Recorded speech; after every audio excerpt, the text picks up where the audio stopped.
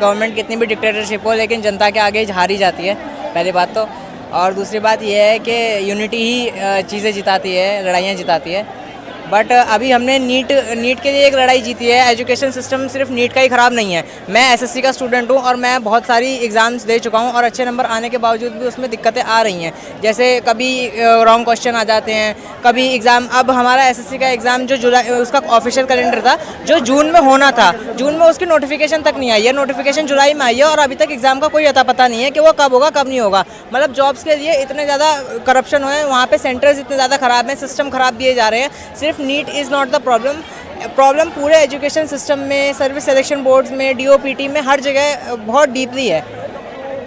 कैसे ख़त्म होगी सर इसका सिस्टम एक बार पूरी तरीके से रिफॉर्म करना पड़ेगा बिल्कुल। और इसमें हायर अथॉरिटीज़ को रिस्पॉन्सिबिलिटी देनी पड़ेगी। कोई वेंडर पे फाइन लगाना, किसी भी को भी अरेस्ट कर लेना इज़ नॉट द सॉल्यूशन। जब तक हायर अथॉरिटीज़ आंसरेबल नहीं होंगी तब तक इसका कुछ नहीं हो सकता।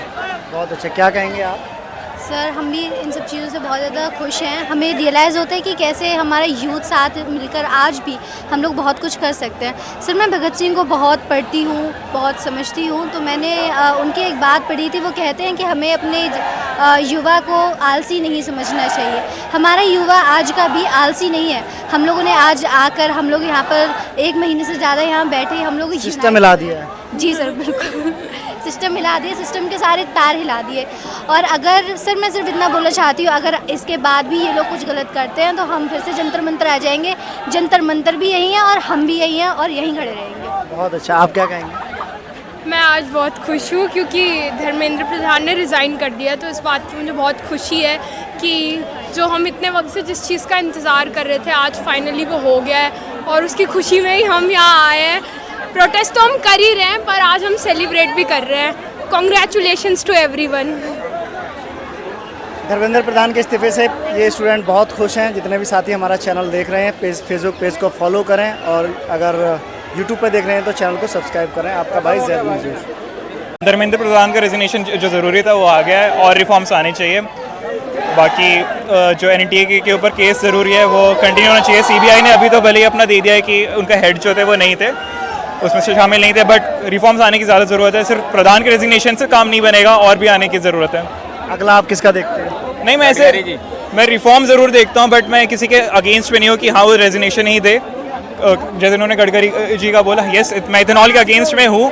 बाकी जो रेजिग्नेशन ज़रूरी होगा वहाँ पे आएगा। जो भी देश के अगेंस्ट काम करेगा उसको रेजिग्नेशन देना होगा। सबको अपना ये करना होगा कि जवाबदेही देना होगा कि जो काम कर रहे हैं वो सही कर रहे हैं या गलत कर रहे हैं, उसका जवाबदेही सबको तय करना होगा। चाहे प्रधानमंत्री हो, चाहे कल को राहुल गांधी प्रधानमंत्री बन जाए या कोई भी आ जाए, XYZ, केजरीवाल भी आ जाए। अकाउंटेबिलिटी, हाँ अकाउंटेबिलिटी चाहिए। उसको जवाब देना होगा जनता को कि आप काम गलत कर रहे हैं। अगर गलत काम है, जनता उसको नकार रही है, उसको आप बदलिए। आप नाक को लेके मत रहिए, वरना नाक कट जाती है। जैसे इस बार काटा हम लोगों ने आपका नाक, आगे कोई भी आएगा सही नाक काटते रहेंगे। बहुत अच्छा, बहुत प्यारा संदेश है। आप क्या कहेंगे? बहुत अच्छा हुआ, जो भी हुआ मज़े आ गए और आज यहाँ आना वर्थ इट था। मैं जब पिछली बार आई थी तो मैं बहुत उदास होकर गई थी कि हमारे देश की कैसी हालत हो रखी है, पर इस बार जब मैं आई हूँ मैं बहुत खुशी से आई हूँ। तो डेमोक्रेसी जिंदाबाद, इंकलाब जिंदाबाद। मोदी तेरी तानाशाही नहीं चलेगी, नहीं चलेगी। चलिए तानाशाही। मैं एक चीज़ थोड़ी ऐड करना चाहूँगा यहाँ पे। एक रेजिग्नेशन अगर हमें मिल गया है, इसका मतलब ये है कि सरकार को कम से कम इतना समझ आ जाना चाहिए कि सारी जनता अभी भी जगी हुई है। काफ़ी टाइम से जो सिस्टम है वो पूरा शिथिल पड़ गया था, काफ़ी मूवमेंट देखने को नहीं मिल रही थी।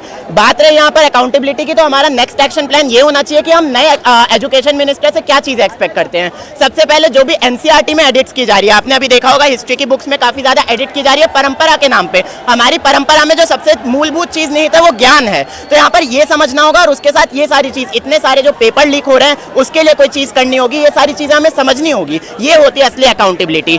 बात रही इसके बाद किसके रेजिग्नेशन की, तो बहुत सारे ऐसे मिनिस्टर्स हैं। आप हरदीप सिंह पुरी का नाम ले, अश्विनी वैष्णव का नाम ले, नितिन गडकरी जी का नाम ले, तो ये सारे ही मिनिस्टर्स हैं जिन पे कहीं ना कहीं अब थोड़ा डर रहेगा। जो पहले बिना किसी चेक एंड बैलेंस के चीज़ें करते थे, अब उनको भी थोड़ा थोड़ा डर रहेगा कि अब जनता जो है, जेंजी जो है, वो प्रोटेस्ट कर सकती है। तो मेरे को ये चीज़ ऐड करनी थी सर मेन। अब ये बताइए, अभी बहुत अच्छा प्रोटेस्ट चल रहा है, रेजिग्नेशन भी हुआ है, अभी खबर आएगी कि हिंदू मुस्लिम मुद्दा को हटा दिया जाएगा, उसके बारे में क्या कहेंगे? बहुत सारी चीजें होंगी, आपने देखा होगा तो हिंदू मुस्लिम वाली चीज होगी, पर यहाँ पर मैं आपको एक चीज बताना आप क्या कहना चाहेंगे इस मुद्दे को लेके? इस मुद्दे को लेके मैं यही कहना चाहूंगा इस कि मुद्दे में कुछ दम है? हिंदू मुस्लिम के डिवाइड के मुद्दे में कोई दम नहीं है, क्योंकि एजुकेशन किसी का भी धर्म नहीं देखता। एजुकेशन सिखाता है कि इक्वालिटी हो। आप आर्टिकल की बात करें तो वहाँ पे इक्वालिटी है, एबॉलिशन ऑफ अनटचेबिलिटी है, फ्रीडम ऑफ रिलीजन है, freedom to practise any religion है, आप चैरिटी अपने मन से कर सकते हैं। तो इस मुद्दे में कोई दम नहीं है। जेनजी इतनी समझदार है कि उनको दिखता है कि ये सारे मुद्दों का कोई भी बेस नहीं है। अगर मैं मुद्दों की बात करूँ तो दिल्ली विश्वविद्यालय में आपने देखा होगा श्यामलाल कॉलेज थे और बहुत सारे कॉलेज थे जिन्होंने फिर भी आवाज उठाई कि हम धर्मेंद्र प्रधान के साथ है, पर उनके जो प्रशिष्ट वाद विवाद करता थे उन्होंने इस चीज का खंडन किया, और इसी प्रकार से जनता इन चीजों का खंडन करती रहेगी। और यूनिटी में हिंदू हो, मुस्लिम हो, सिख हो, ईसाई हो, सारे भाई हैं, सारी बहनें हैं। फेमिनिज्म की भी बात होगी, LGBTQIA+ की भी बात होगी, सबकी बात होगी, ताकि ये देश आगे बढ़ सके और एजुकेशन और इंक्लूसिव हो सके। बहुत शानदार, बहुत अच्छा। मैम आप क्या कहेंगे? देश में हिंदू मुसलमान की राजनीति होती है, उस राजनीति को लेकर क्या कहेंगे? हिंदू मुसलमान, एक मिनट पहले वीडियो बनाएगा, यहाँ से बना दे, सामने से। रुको। हिंदू मुस्लिम का मेरा ये है कि ये राजनीति मतलब गलत है। हिंदू मुस्लिम की जो बेगुनाह है, मतलब जो जुर्म कर रहा है उसकी कट्टर से कट्टर सजाओ। मतलब ये ना हो कि मुस्लिम है तो उसको ज़्यादा दे और हिंदू हो तो ज़्यादा दे। मतलब जो गुनहगार है उसको ऐसी सज़ा दे कि हिंदू मुसलमान ना सोच पाए, उसे वो ये सोचे कि आगे से मैं कुछ नहीं करूँगा, चाहे वो आतंकवाद। गुनहगार को गुनहगार की सजा हो। गुनहगार, यहाँ पे गुनहगार को गुनहगार की सजा हो। ये ना हो कि हिंदू रिलीजन ना देखें। रिलीजन नहीं होना चाहिए, बिल्कुल नहीं होना चाहिए। अगर मुसलमान गलती कर रहा है तो उसकी ऐसी सजा दो कि अगली बार से उसकी रूह कांपे, और अगर हिंदू है तो उसकी भी रूह कांपे कि ऐसी कोई भी गुनाह ना करे। हिंदू मुसलमान नहीं होना चाहिए, बस हम सबको सही से रहना चाहिए। धर्मेंद्र प्रधान का इस्तीफा हुआ है, कितने खुश हैं आप? देखो, इस्तीफा से मुझे ऐसा कुछ खुशी और मतलब गम ऐसा कुछ नहीं है। मेरा सिंपल सा है, आगे से पेपर लीक नहीं होने चाहिए। जो स्टूडेंट्स जो हुए हैं, जिन्होंने सुसाइड किए हैं, बहुत गलत हुआ।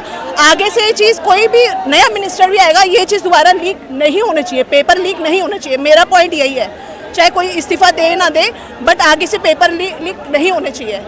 बहुत अच्छा। हाँ, दोनों संदेश बहुत प्यारे दिए हैं इन्होंने। यही है, पेपर लीक से क्या होगा? अगर कोई नेक्स्ट मिनिस्टर बन भी गया है तो अगर वो पेपर लीक हुआ तो कोई फ़ायदा है? हमें अपने सिस्टम पे वर्क करना चाहिए।